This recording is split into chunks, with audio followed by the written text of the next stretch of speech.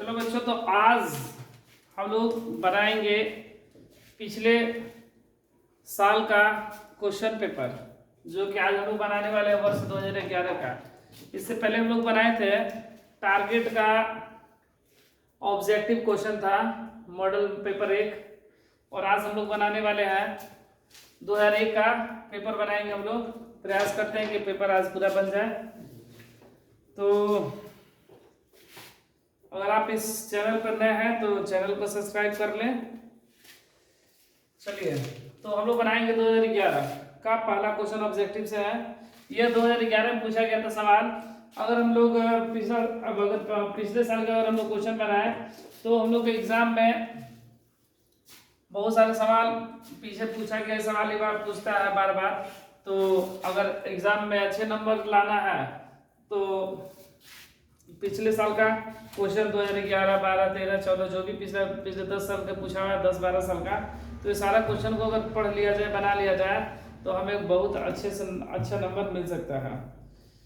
तो चलिए हम लोग शुरू करते हैं। पहला क्वेश्चन बोला कि निम्न में कौन परिमेय संख्या है।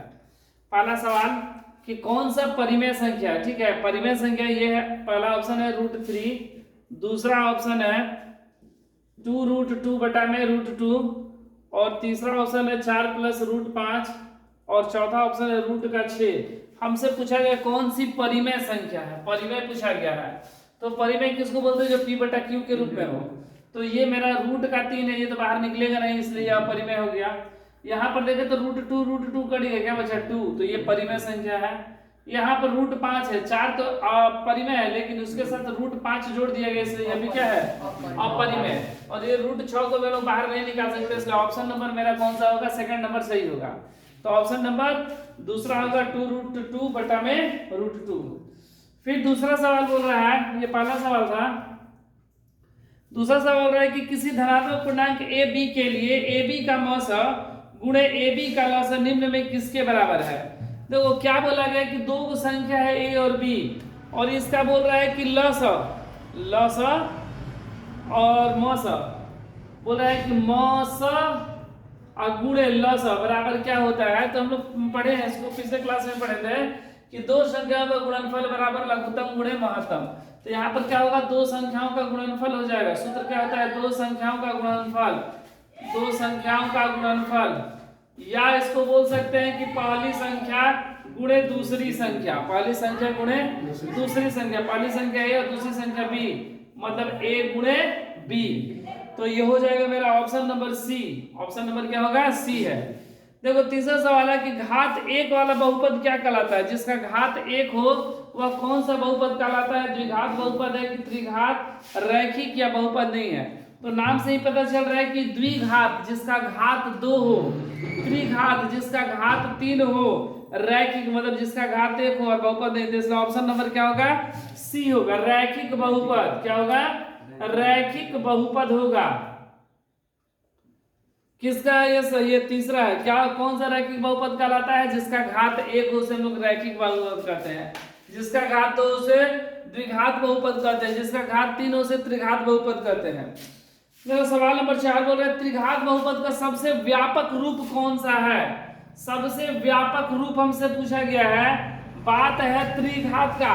तो पहले ax के पावर 3 हो जाएगा, तब bx के पावर 2 + cx + d, यही मेरा त्रिघात का व्यापक रूप होता है।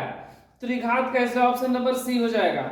सवाल नंबर 5 बोल रहा है कि यदि 5 नंबर सवाल में कि यदि sin a बराबर 3/4 तो cos a का मान क्या होगा, ये हमसे पूछा गया है। तो देखो sin थीटा बराबर होता है लंब बटा में कर्ण। हमें आधार नहीं पता है तो हम लोग आधार निकाल लेंगे। तो कर्ण स्क्वायर बराबर होता है, कर्ण स्क्वायर बराबर लंब स्क्वायर प्लस आधार स्क्वायर। कर्ण का मान कितना 4, लंब कितना 3, आधार को मान लो x है तो 16, ये प्लस का इधर आएगा तो 9 बराबर x, मतलब घट जाएगा तो कितना 9 7 16, x स्क्वायर है तो x का मान रूट का 7x मतलब आधार। तो इसका सूत्र होता है cos थीटा बराबर आधार बटा में कर्ण। तो आधार मेरा कितना हो गया, रूट का 7 और कर्ण हो गया 4। तो √7/4 ऑप्शन होगा ऑप्शन नंबर डी। सवाल नंबर 6, यदि tan a किसके बराबर होता है? tan a बराबर, पूरक सूत्र हमसे पूछा गया है, tan a बराबर, तो tan a बराबर क्या होता है? cot 90 माइनस थीटा, मतलब 90 minus a, cot 90 minus a बराबर tan a, इसलिए ऑप्शन नंबर ए हो जाएगा। सवाल नंबर 7, बोला यदि किसी बिंदु की x अक्ष से दूरी उस बिंदु की क्या कहलाती है? x अक्ष से दूरी बोला गया था, तो यहाँ पे ध्यान दो, ये हो गया मेरा x अक्ष, ये हो गया y अक्ष, ये x अक्ष हो गया, ये y अक्ष, ये हो गया, सॉरी ये x, ये x डैश, ये y डैश, ये मेरा मूल बिंदु हो गया 0 1 2 3 4 5, यहाँ पर माइनस का 1, सॉरी प्लस का 1 होता है, 1 2 3 4 5, ये -1 -2 -3 -4, यहाँ पर -1 -2 -3 -4। अगर मान लिया जाए कि कोई एक संख्या है जहां पर 4 और 3 को हमको निर्देशित करना है, कहां पर? 4 और 3 को, तो यहाँ पर x का मान 4 हो जाएगा और y का मान 3 हो जाएगा। ठीक है, ये हो गया 4 और ये हो गया 3। x अक्ष को हम लोग भुज बोलते हैं और y अक्ष को क्या बोलते हैं? कोटि। सवाल में हमसे क्या पूछ रहा है? ठीक है, वो तो ठीक है जो भी पूछ रहा है, अगर यहां से यहां के दूरी देखा जाए तो ये दूरी कितना है मेरा? 3 है। ये दूरी कितना है? 3। तो ये 3 क्या है?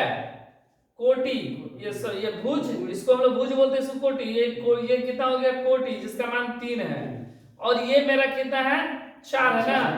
ये दूरी कितना है? 4, जिसको हम लोग भुज बोलते हैं, भुज। ठीक है, और ये क्या है? भुज, और इसका मान कितना है? 4 है। ठीक है, ये दूरी यहां से 4 ही है। अब सवाल ये पूछ रहा है कि यदि किसी बिंदु की x अक्ष से दूरी, यहां पर ये इसी को हम लोग x अक्ष बोलते हैं ना, और इससे अगर ये दूरी बोला जाए, मतलब ये दूरी कितना दूर है, यहां पर है, तो इस दूरी को हम लोग क्या बोलते हैं? कोटि। लिखे ना, कोटि। तो इसलिए ऑप्शन नंबर बी होगा कोटि। याद रखना है कि x अक्ष से दूरी कोटि कहलाता है और y अक्ष से दूरी भुज कहलाता है। ठीक है, अगला सवाल, सवाल नंबर 8, निम्न में कौन वृत्त के क्षेत्रफल का सूत्र? ये तो एकदम पता है, हम लोग बचपन से ही पढ़ने आते हैं कि वृत्त का क्षेत्रफल पाई आर स्क्वायर होता है, ऑप्शन नंबर सी। सवाल नंबर 9, संचय बारंबारता का वक्र क्या कहलाता है? तो संचय बारंबारता का वक्र कहलाता है त्वरण। सवाल नंबर 10 बोल रहा है, इसलिए ऑप्शन नंबर ए हो जाएगा 9 का ए, त्वरण। सवाल नंबर 10 बोल रहा है कि यूक्लिड विभाजन एल्गोरिथम 2 धनात्मक पूर्णांकों में से निम्न किस में परिकलित करने के लिए करते हैं? तो यूक्लिड विभाजन एल्गोरिथम का हम लोग प्रयोग क्या चीज निकालने के लिए करते हैं? तो HCF निकालने के लिए हम लोग का पहला ही चैप्टर में था। ठीक है, अब ये मेरा 10 ऑब्जेक्टिव टाइप का क्वेश्चन था जो कि हम लोग बना लिए। इसके बाद भी आया, ये भी 1-1 नंबर का है, लेकिन ये ऑब्जेक्टिव नहीं है। यहाँ पर ये जो 10 नंबर था इसमें 4 ऑप्शन दिया गया था, लेकिन यहाँ पर जो 11 नंबर से है इसमें ऑप्शन नहीं है। हालांकि ये भी 1 ही नंबर का है, लेकिन इसका ऑप्शन नहीं है। यहाँ तक 10 तक हम लोग को ऑप्शन दिया हुआ था। अब चलो हम लोग सवाल नंबर 11 से बनाते हैं।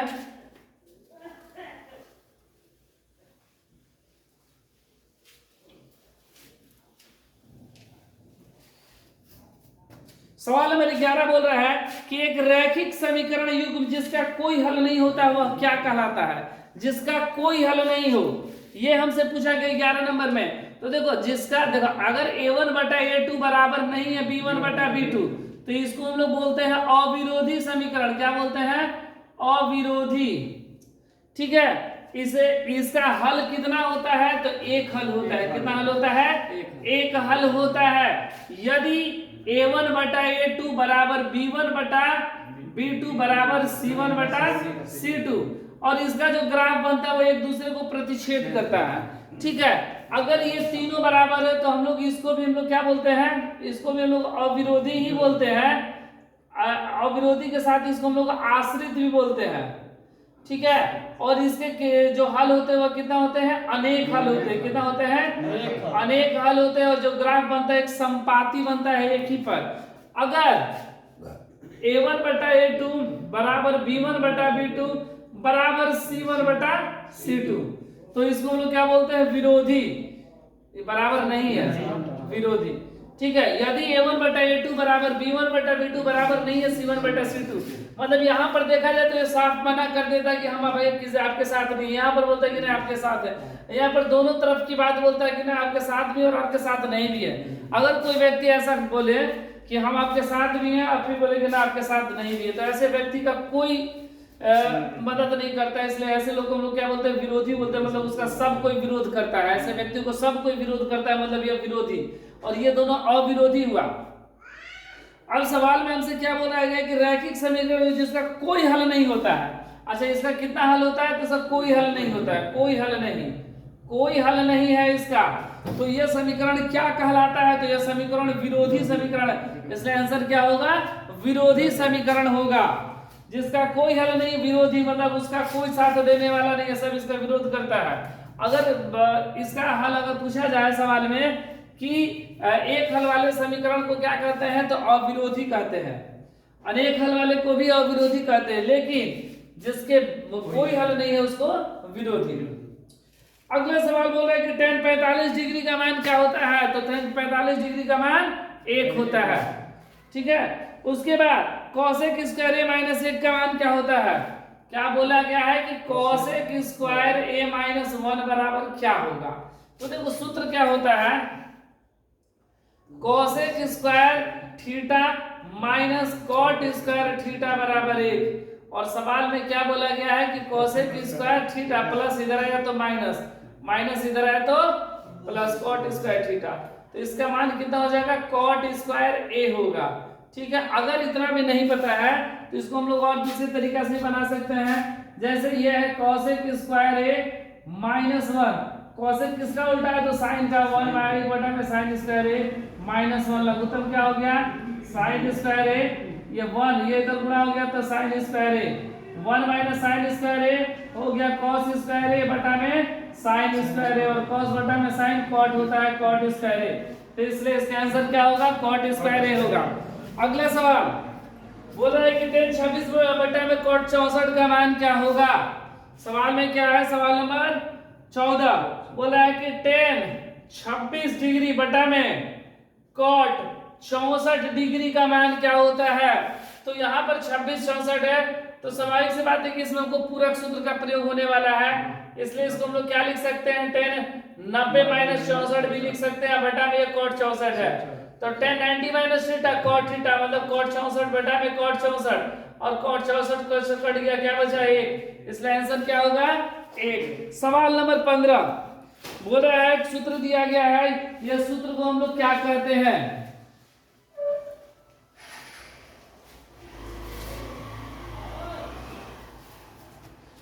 देखो सवाल नंबर 15 में क्या बोल रहा है कि एक सूत्र हमको दिया गया है m1 x2 plus m2 x1 बटा में m1 प्लस m2, और m1 y2 plus m2 y1 बटा में m1 प्लस m2। इसको हम लोग क्या कहते हैं, कौन से सूत्र के नाम से जानते हैं, तो इसको हम लोग अनुपात सूत्र के नाम से जानते हैं। कौन सा सूत्र कहलाता है, अनुपात सूत्र। अगला सवाल हमको बोला गया सवाल नंबर 16 में कि एक दो बिंदु दिया गया, एक बिंदु P है और एक बिंदु Q है। ठीक है, P का जो निर्देशांक हमको दिया गया है x1 y1, और इसका निर्देशांक हमको x2 y2 दिया गया है। बोले इसके बीच की दूरी को हम लोग क्या कहते हैं, इन दोनों के बीच की दूरी को हम लोग क्या कहते हैं। तो देखो दूरी सूत्र होता है रूट का x2 माइनस x1 का square plus y2 minus y1 का स्क्वायर।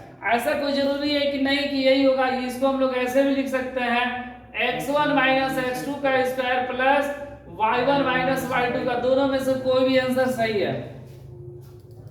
अगला सवाल बोल रहा है कि दो त्रिभुज के संगत कोण बराबर तथा संगत भुजाएं एक ही अनुपात में है, तो इन दोनों त्रिभुज को हम लोग क्या कहते हैं। तो अगर दो त्रिभुज की संगत भुजाएं समानुपाती और संगत कोण बराबर हो तो वो दोनों त्रिभुज आपस में समरूप होता है, इसलिए हम लोग क्या कहेंगे, समरूप त्रिभुज। अगला सवाल 8 नंबर बोले एक समकोण त्रिभुज में कर्ण का वर्ग शेष दो भुजाओं के वर्गों के योग के बराबर होता है। इस प्रमेय को किसने प्रतिपादित किया था, तो इस प्रमेय को प्रतिपादित किए थे पाइथागोरस ने। वही बताए थे, उन्हीं का सूत्र होता है पाइथागोरस सूत्र, कर्ण स्क्वायर बराबर लंब स्क्वायर प्लस आधार स्क्वायर। तो उन्होंने बताया था कि अगर त्रिभुज समकोण हो तो कर्ण का जो वर्ग होता है अन्य दो भुजाओं मतलब लंब और आधार के वर्ग के योग के बराबर होता है। अगला सवाल नंबर 19 बोला 3.5 सेंटीमीटर त्रिज्या वाले अर्धगोले के वक्र पृष्ठ का क्षेत्रफल क्या होगा। हमसे वक्र पृष्ठ का क्षेत्रफल बोला गया है, अर्धगोला है। सवाल नंबर 19, ये अर्धगोला है, ऐसे ये अर्धगोला है जिसकी त्रिज्या 3.5 सेंटीमीटर है। बोल रहा है 3.5 सेंटीमीटर त्रिज्या वाले अर्धगोले का वक्र पृष्ठ, ठीक है। तो अर्धगोले का वक्र पृष्ठ क्षेत्रफल क्या होता है, अर्धगोले का वक्र पृष्ठ क्षेत्रफल, पृष्ठीय क्षेत्रफल जो सूत्र होता है वह होता है 2 पाई आर स्क्वायर, सॉरी 2 पाई वक्र, हाँ 2 पाई, संपूर्ण पूछता है तो 3 पाई स्क्वायर। तो ये हो गया 2 पाई का मान, पाई का मान हम लोग 22/7 रख देंगे और आर का मान 3.5 का स्क्वायर, मतलब 2 गुणे 22/7 गुणे 3.5 मतलब 35/10 गुणे 35/10, ठीक है। दशमलव के बाद एक अंक के लिए हम लोग 10 लिख दे रहे हैं। ये 7 पचे 35, 2 पचे 10, 5 से 5 कैंसिल और अब गुणा कर दे रहे हैं ना, वैसे तो कट जाएगा लेकिन कटाएंगे नहीं हम लोग।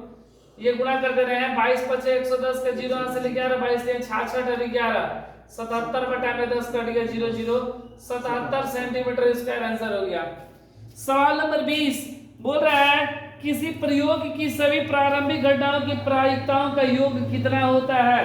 तो देखो जितने भी प्रायिकता होता है, घटना घटने की संभावना प्लस घटना नहीं घटने की संभावना 1 होता है वैल्यू, इसलिए क्या होगा कि किसी प्रयोग की सभी प्रारंभिक घटनाओं की प्रायिकताओं का योग 1। बोला है कि अभाज्य गुणनखंड विधि द्वारा 96 और 404 का मौसा ज्ञात करे और उससे उनका लौसा भी ज्ञात करे, मतलब मौसा और लौसा में दोनों ज्ञात करना है।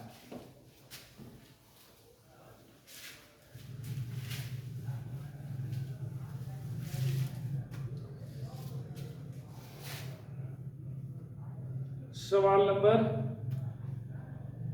21 बोले अभाज्य गुणनखंड विधि द्वारा 96 और हमसे बोला कि 96 और 404 का हमको निकालना है, क्या मौसा निकालना है, उसके बाद लौसा, ठीक है।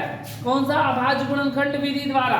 तो 96 का गुणनखंड हम लोग कर दे रहे हैं, 2 से जाएगा 48 दूना 96, ये 2 से जाएगा 24 दूनी 48, 2 से 12 दूनी 24, 2 से 6 दूना 12, 2 से 3 दूना 6। उसी तरह 4 से 4 को अगर हम लोग कटाएंगे तो ये 2 से चला जाएगा 202 बार में, फिर इसको कटाएंगे तो 101 बार में, फिर ये कटेगा नहीं। तो 96 को हम लोग लिख सकते हैं 2 गुणे 2 गुणे 2 गुणे 2 गुणे 2, कितना 2 है 3 2 5, 3 2 5 गुणे 3, और 404 को हम लोग क्या लिखेंगे 2 गुणे 2 गुणे 101, ठीक है। अगर हमसे मौसा बोल रहा है तो मौसा में क्या होता है कि जो दोनों में उभयनिष्ठ होता है उसी को हम लोग मौसा बोलते हैं।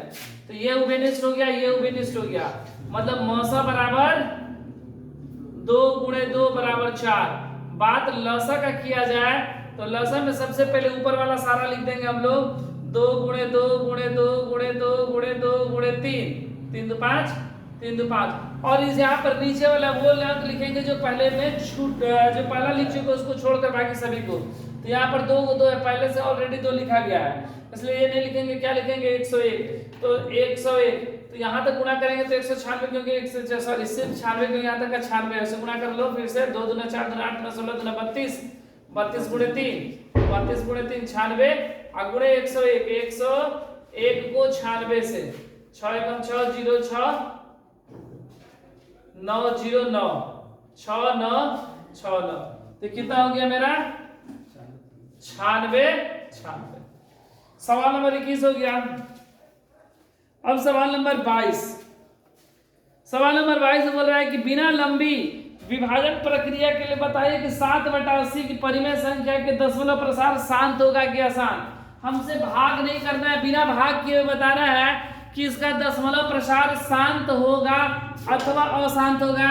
क्या लिखा गया है 7/80 लिखा गया है, 7/80। तो अगर शांत और अशांत कब होता है, जब उसका हर और 2 और 5 के रूप में रहता है तो शांत कहलाता है, अन्यथा वो अशांत कहलाता है। इसलिए 80 का हम लोग गुणनखंड कर दे रहे हैं, 80 का गुणनखंड कर देंगे तो 2 से 40, 2 से 20, 2 से 10, 2 से 5। तो इसको लिख सकते हैं 7 बराबर 2 गुणे 2 गुणे 2 गुणे 2 गुणे 5, 7 में 2 के पावर 4 गुणे 5, 2 और 5 है ना, इसलिए इसका दशमलव प्रसार क्या होगा शांत होगा। अगर 2 5 के अलावा कुछ भी रहता, जैसे 3 आ जाता 7 आ जाता तो वह अशांत होता। अगला सवाल, यदि 15 cot a बराबर 8 तो sin a और sec a का मान ज्ञात करें। ठीक है,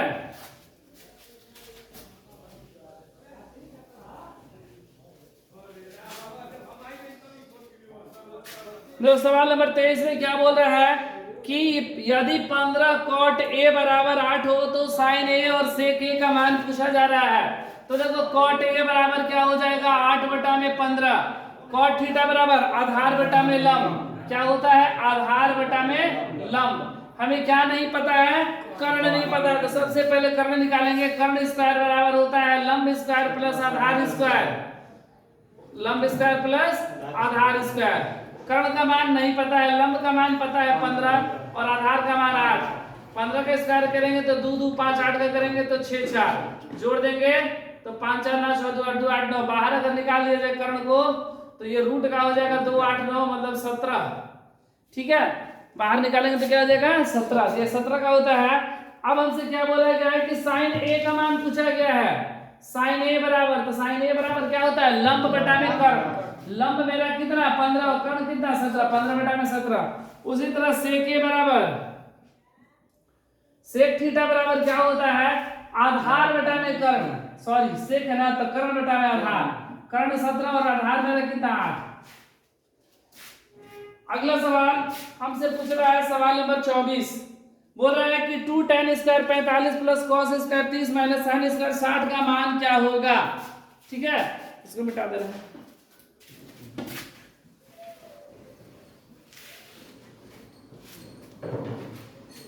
सवाल नंबर कहां तक हुआ था 23 तक हुआ था ना 24।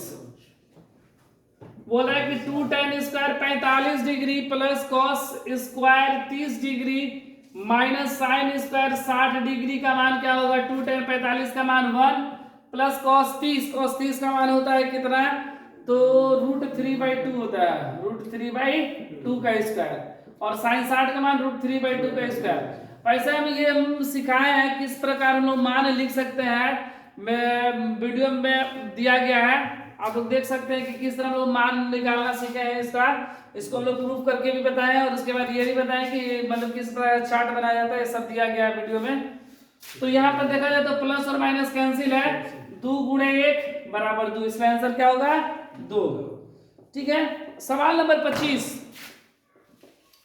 बोल रहा है कि एक एपी है 3/2 1/2 माइनस 1/2 3 माइनस का 3/2 तो के बीच में प्रथम पद ए और सार्वंत्र डी निकालना है। प्रथम पद ए कितना 3/2 और डी का मान a2 माइनस a1, a2 का मान 1/2 माइनस 3/2, लघुत्तम 2 1 माइनस 3 घट गया, माइनस 2 बटा में 2 कट गया, माइनस 1 कितना आ गया माइनस का 1 आंसर। सवाल नंबर 26 हो गया, नहीं सॉरी 25 और 26 बोल रहा है कि समानांतर श्रेणी के प्रथम 22 पदों का योग पूछा गया है। कितना 22 पदों का योग पूछा गया है। सवाल नंबर कौन सा है बाबू 26। सवाल नंबर 26 में बोल रहा है कि एक एपी श्रेणी दिया गया 8 3 माइनस 2 डॉट डॉट डॉट 22 पदों का योग, 22 पदों का योग, पदों का योग। तो ए का मान 8 हो गया और डी का मान हो गया 3 माइनस 8, 3 में से 8 गया कितना बचा माइनस का 5, मतलब a2 माइनस a1 होता है सूत्र। और हमसे Sn बोल रहा है, n बराबर कितना 22, तो Sn बराबर सूत्र होता है n बटा में 2 2a plus n minus 1 into d। हमसे 22 पूछा गया S 22 बटा में 2 2 into a का मान 8 प्लस n का मान 22 माइनस 1 और d का मान माइनस का 5, 11 दूनी 22, 11 8 दूनी 16 प्लस घट गया 21 गुणे माइनस का 5 11, ये 16 प्लस 21 बचे 105, 11 गुणे घट जाएगा कितना बचेगा 16 सॉरी 15 में से 6 गया 9 और 9 में से गया 8, अच्छा 15 8 1 9 10 गुणा कर देंगे 11 9 99 के 9 हासिल 9 11 88 89 90 91 92 93 94 95 माइनस का 979। ठीक है, सवाल नंबर 28 बोल रहा है उस त्रिभुज के 27 बोल रहा है कि बिंदु 26 था ना 26 का 27 बोल रहा है कि बिंदु 2, 3 और 4, 1 के बीच की दूरी ज्ञात करें। हमसे दूरी पूछा गया है, क्या होगा? सवाल नंबर 27 बोल रहा है कि बिंदु 2 बिंदु दिया गया, एक बिंदु 2, 3 लिखा गया और एक बिंदु कितना लिखा गया? 4, 1। ठीक है, मतलब x1 बराबर 2 और y1 बराबर 3, x2 बराबर हो गया कितना? 4 और y2 बराबर हो गया 1। तो हमसे दूरी पूछा गया है। दूरी कितना होता है? रूट का x2 माइनस x1 का square plus y2 minus y1 का स्क्वायर। तो x2 का मान कितना? 4 और x1 का मान 2। 4 माइनस 2 और 1 माइनस 3 का स्क्वायर कितना हो गया? 4 में से 2 गया, 2 का स्क्वायर, ये घट गया माइनस 2 का स्क्वायर। 2 दूना 4 प्लस 2 दूना 4 और रूट का 8 बाहर निकाल देंगे तो 2 गुणे 2 गुणे 2, 2 रूट 2 वर्ग मात्रक। उसके बाद 27 हो गया, उसके बाद 28 बोले उस बिंदु का क्षेत्रफल ज्ञात करें जो कि त्रिभुज के शीर्ष का निर्देशांक हमको दिया गया है।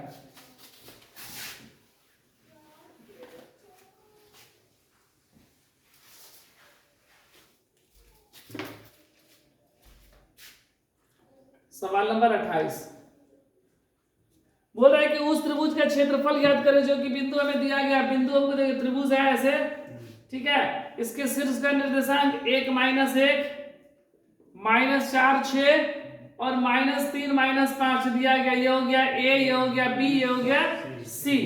ठीक है,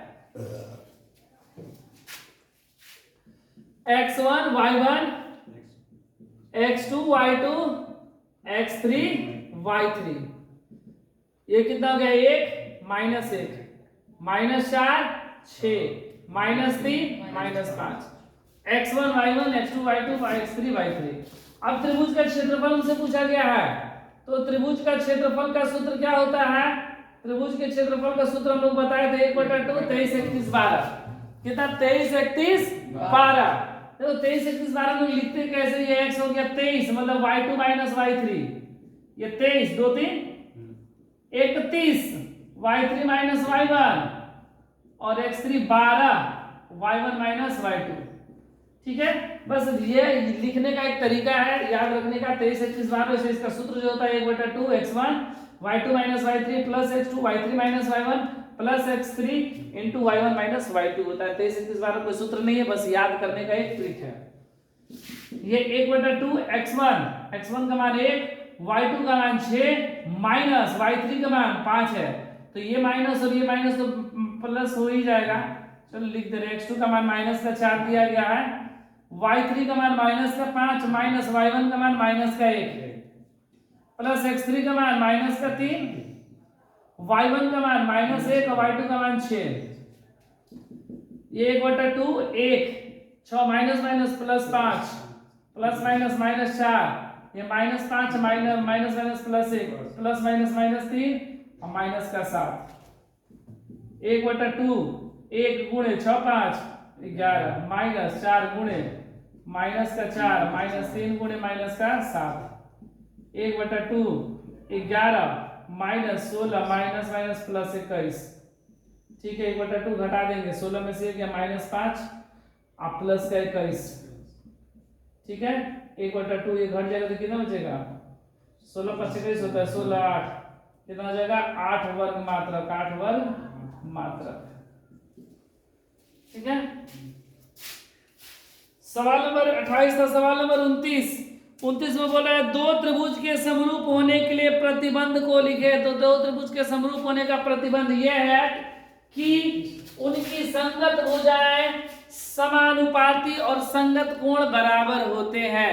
वैसे इसको हम लोग यहाँ पे समरूप क्या है? ए समरूपता से भी करते हैं, एस होता है, एस होता है, फिर ए तो एक उप प्रमेय हुआ। तो ये तीनों है, कोई भी दो को इसमें से लिख देंगे। सवाल नंबर 30 में क्या बोल रहा है? एक वृत्त के चतुर्थांश का क्षेत्रफल ज्ञात करें जिसकी परिधि 22 सेंटीमीटर है। ठीक है,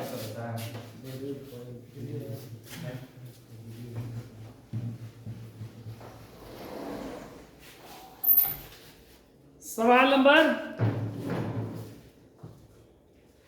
30 ना, 29 हो गया था। सवाल नंबर 30 29 पता है ना, दो त्रिभुज के समरूप त्रिभुज के होने का प्रतिबंध की उनके संगत भुजाएं समानुपाती संगत कोण बराबर ऐसे ऐसे समरूपता ए समरूपता ऐसे समरूपता वही होगा। अब यहाँ पर हम लोग आज हम लोग 2 नंबर तक का ही सवाल बनाएंगे, कल से हम लोग 3 नंबर वाला बनाएंगे, मतलब 31 नंबर तक हम लोग बनाएंगे। सवाल नंबर कौन सा है 30, इसके बाद एक और सवाल आ जाएगा।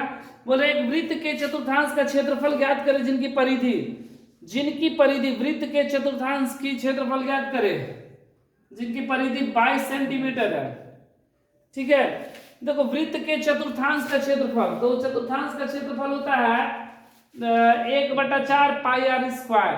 ठीक है, और वृत्त की परिधि हमको दिया गया है, जिसकी परिधि मतलब वृत्त की परिधि कितना दिया गया है, वृत्त की परिधि 22 सेंटीमीटर दिया गया है। ये होता है 2 पाई आर बराबर 22, 2 गुणे 22/7 आर बराबर 22, आर बराबर ये इधर चला गया 22 गुणे 7 और ये नीचे आ गया 2 गुणे 22, 22 से 22 कैंसिल, आर बराबर 7/2। और वृत्त का चतुर्थांश बोला गया है, वृत्त के चतुर्थांश का जो क्षेत्रफल होता है वह क्या होता है, तो 1/4 पाई आर स्क्वायर होता है। 1/4 पाई का मान 22/7, आर का मान 7/2 का स्क्वायर। 1/4 22/7 गुणे 7/2 गुणे 7/2, 7 7 कैंसिल, 2 दूना 4, 11 दूनी 22, 11/2 दूनी 4 दूना 8, 11/8 सेंटीमीटर स्क्वायर। ठीक है, इसके बाद लास्ट क्वेश्चन आज के लिए बोला जब एक सिक्के को एक बार उछाला जाता है तो चित्त प्राप्त करने की प्रायिकता क्या होगी। जब एक सिक्के को एक बार उछाला जाता है तो देखो अगर एक सिक्का को उछालेंगे तो क्या आएगा, या तो हेड आएगा या तो टेल आएगा, यही 2 घटनाएं हो सकती है। मतलब घटना मेरा कितना घटा, 2 गो, और उसमें से हमसे चित्त या तो हेड या टेल को एक ही बार आएगा, इसका क्या हो जाएगा 1/2। आज के लिए बस इतना ही। अब हम लोग अगले वीडियो में मिलेंगे जहां पर हम लोग सवाल नंबर 32 से शुरू करेंगे और इसको पूरा हम लोग कंप्लीट कर देंगे। धन्यवाद।